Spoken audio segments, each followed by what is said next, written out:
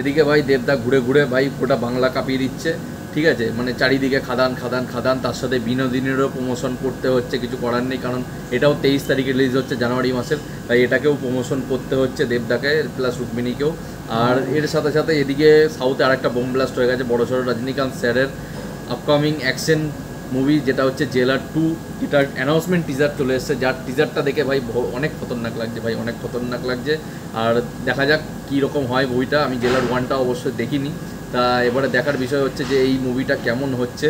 দেখে তো মনে হচ্ছে ভরপুর অ্যাকশন হবে ভাই, কেজিএফের লেভেলের হবে, কেজিএফ সালার এইসবের লেভেলের, পুষ্পা টুষ্পা লেভেলের অ্যাকশনের মুভি হতে চলেছে। তা দেখার এটাই যে কী হয় আগামী দিনে। তা ট্রেলার আসবে, গান টান আসবে ভাই, দেখি কী হচ্ছে আপকামিং। তারপর আবার অন্যদিকে দা রাজা সাহেব, মানে প্রভাসের আপকামিং মুভিরও তারও একটা ফার্স্ট লুক পোস্টার চলে এসছে, পোস্টারও বলতে পারো তোমরা, কিংবা ফার্স্ট লুকও বলতে পারো। দা রাজা সাহেব ভাই, এরকম মুভিটা একটা অনেক দিন বাদে আমরা প্রভাসকে রোম্যান্টিক কমেডি ড্রামা মুভিতে দেখতে পারবো, যেখানে আমরা অ্যাকশন মুভি এতদিন ধরে আবার দেখে এসেছিলাম কন্টিনিউয়াসলি। তো দেখা যাক এই মুভিটা কেমন হতে চলেছে। দা রাজা সাহেব খুব তাড়াতাড়ি 2025-তে রিলিজ হবে।